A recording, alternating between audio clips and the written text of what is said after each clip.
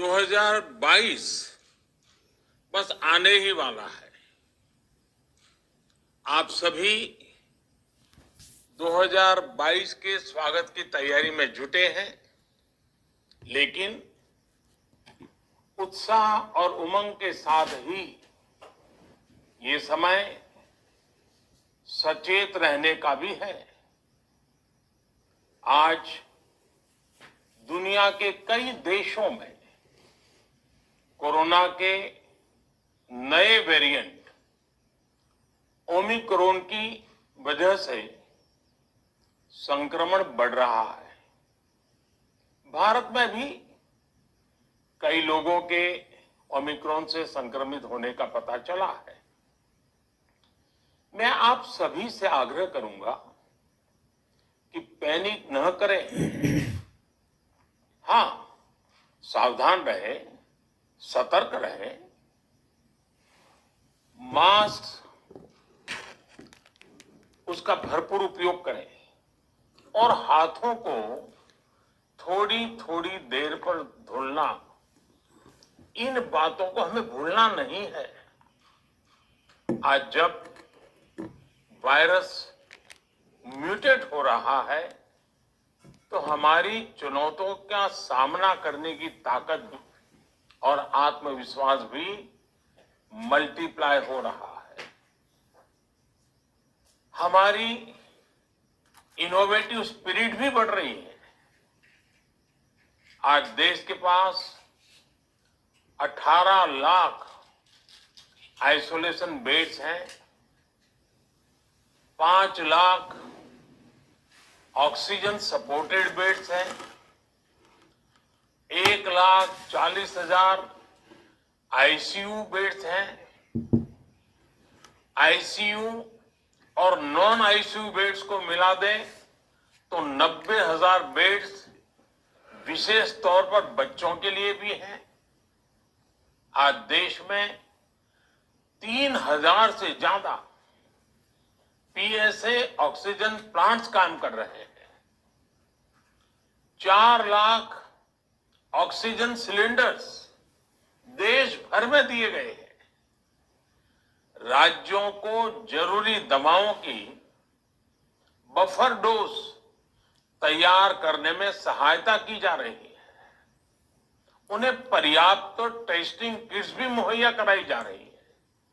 साथियों, कोरोना वैश्विक महामारी से लड़ाई का अब तक का अनुभव यही बताता है कि व्यक्तिगत स्तर पर सभी दिशा निर्देशों का पालन कोरोना से मुकाबले का बहुत बड़ा हथियार है। और दूसरा हथियार है वैक्सीनेशन। हमारे देश ने भी इस बीमारी की गंभीरता को समझते हुए बहुत पहले वैक्सीन निर्माण पर मिशन मोड में काम करना शुरू कर दिया था। वैक्सीन पर रिसर्च के साथ साथ ही approval processes, supply chain, distribution, training, IT support system, certification पर भी हमने निरंतर काम किया। इन तैयारियों का ही नतीजा था कि भारत ने इस साल 16 जनवरी से अपने नागरिकों को वैक्सीन देना शुरू कर दिया था। ये देश के सभी नागरिकों का सामूहिक प्रयास और सामूहिक इच्छा शक्ति है कि आज भारत 141 करोड़ वैक्सीन डोज के अभूतपूर्व और बहुत मुश्किल लक्ष्य को पार कर चुका है। आज भारत की वयस्क जनसंख्या में से 61% से ज्यादा जनसंख्या को वैक्सीन की दोनों डोज लग चुकी है। इसी तरह वयस्क जनसंख्या में से लगभग 90% लोगों को वैक्सीन की एक डोज लगाई जा चुकी है। आज हर भारतवासी इस बात पर गर्व करेगा कि हमने दुनिया का सबसे बड़ा, सबसे विस्तारित और कठिन भौगोलिक स्थितियों के बीच इतना सुरक्षित वैक्सीनेशन अभियान चलाया। कई राज्य और विशेष तौर से टूरिज्म की दृष्टि से महत्वपूर्ण राज्य जैसे गोवा, उत्तराखंड, हिमाचल जैसे राज्यों ने 100% सिंगल डोज वैक्सीनेशन का लक्ष्य हासिल कर लिया है। आज देश के दूर सुदूर गांवों में जब 100% वैक्सीनेशन की खबरें आती हैं तो मन को संतोष होता है। यह प्रमाण है हमारे हेल्थ सिस्टम की मजबूती का, हमारी टीम डिलीवरी का,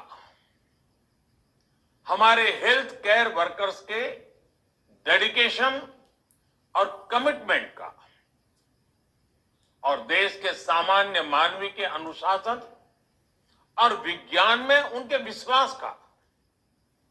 हमारे देश में जल्दी ही नेजल वैक्सीन और दुनिया की पहली डीएनए वैक्सीन भी शुरू होगी। साथियों, कोरोना के खिलाफ भारत की लड़ाई शुरू से ही वैज्ञानिक सिद्धांतों, वैज्ञानिक परामर्श और वैज्ञानिक पद्धति पर आधारित रही है। पिछले 11 महीने से देश में वैक्सीनेशन अभियान चल रहा है। देशवासी इसके लाभ भी महसूस कर रहे हैं। उनकी रोजमर्रा की जिंदगी सामान्य हो रही है। आर्थिक गतिविधियां भी दुनिया के कई देशों की तुलना में उत्साहजनक रही हैं। लेकिन साथियों, हम सभी जानते हैं कि कोरोना अभी गया नहीं है। ऐसे में सतर्कता बहुत जरूरी है। देश को सुरक्षित रखने के लिए, देशवासियों को सुरक्षित रखने के लिए हमने निरंतर काम किया है। जब वैक्सीनेशन शुरू हुआ तो उसमें भी वैज्ञानिक सुझावों के आधार पर ही ये तय किया गया कि पहली डोज किसे देना शुरू किया जाए, पहली और दूसरी डोज में कितना अंतराल हो, स्वस्थ लोगों को कब वैक्सीन लगे, जिन्हें कोरोना हो चुका है उन्हें कब वैक्सीन लगे, और जो कोमॉर्बिडिटी से ग्रस्त हैं उन्हें कब वैक्सीन लगे। ऐसे निर्णय लगातार किए गए और ये परिस्थितियों को संभालने में काफी मददगार भी साबित हुए हैं। भारत ने अपनी स्थिति परिस्थिति के अनुसार भारत के वैज्ञानिकों के सुझाव पर ही अपने निर्णय लिए हैं। वर्तमान में ओमिक्रॉन की चर्चा जोरों पर चल रही है। विश्व में इसके अनुभव भी अलग अलग है, अनुमान भी अलग अलग है। भारत के वैज्ञानिक भी इस पर पूरी बारीकी से नजर रखे हुए हैं, इस पर काम कर रहे हैं। हमारे वैक्सीनेशन को आज जब 11 महीने पूरे हो चुके हैं तो सारी चीजों का वैज्ञानिकों ने जो अध्ययन किया है और विश्व भर के अनुभवों को देखते हुए आज कुछ निर्णय लिए गए हैं। आज अटल जी का जन्मदिन भी है, क्रिसमस का त्योहार भी है, तो मुझे लगा कि इस निर्णय को आप सबके साथ साझा करना चाहिए। साथियों, 15 साल से 18 साल की आयु के बीच के जो बच्चे हैं, अब उनके लिए देश में वैक्सीनेशन प्रारंभ होगा। 2022 में 3 जनवरी को सोमवार के दिन से इसकी शुरुआत की जाएगी। ये फैसला कोरोना के खिलाफ देश की लड़ाई को तो मजबूत करेगा ही, स्कूल कॉलेजों में जा रहे हमारे बच्चों की और उनके माता पिता की चिंता भी कम करेगा। साथियों, हम सबका अनुभव है कि जो कोरोना वॉरियर्स हैं, हेल्थ केयर और फ्रंटलाइन वर्कर्स हैं, इस लड़ाई में देश को सुरक्षित रखने में उनका बहुत बड़ा योगदान है। वो आज भी कोरोना के मरीजों की सेवा में अपना बहुत समय बिताते हैं। इसलिए प्रिकॉशन की दृष्टि से सरकार ने निर्णय लिया है कि हेल्थ केयर और फ्रंटलाइन वर्कर्स को वैक्सीन की प्रिकॉशन डोज भी प्रारंभ की जाए। इसकी शुरुआत 2022 में 10 जनवरी सोमवार के दिन से की जाएगी। साथियों, कोरोना वैक्सीन का अब तक का ये भी अनुभव है कि जो अधिक आयु वाले हैं और पहले से ही किसी न किसी गंभीर बीमारी से पीड़ित है, उन्हें प्रिकॉशन लेना सलाह योग्य है। इसको ध्यान में रखते हुए 60 वर्ष से ऊपर की आयु के कोमॉर्बिडिटी वाले नागरिकों को उनके डॉक्टर की सलाह पर वैक्सीन की प्रिकॉशन डोज का विकल्प उनके लिए उपलब्ध होगा। ये भी 10 जनवरी से प्रारंभ होगा। साथियों, मेरा एक आग्रह है कि अफवाह, भ्रम और डर पैदा करने के जो प्रयास चल रहे हैं, उनसे बचना चाहिए।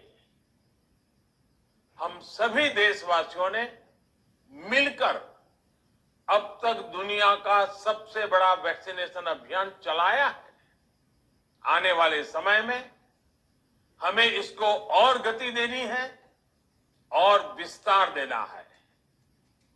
हम सभी के प्रयास ही कोरोना के खिलाफ इस लड़ाई में देश को मजबूत करेंगे।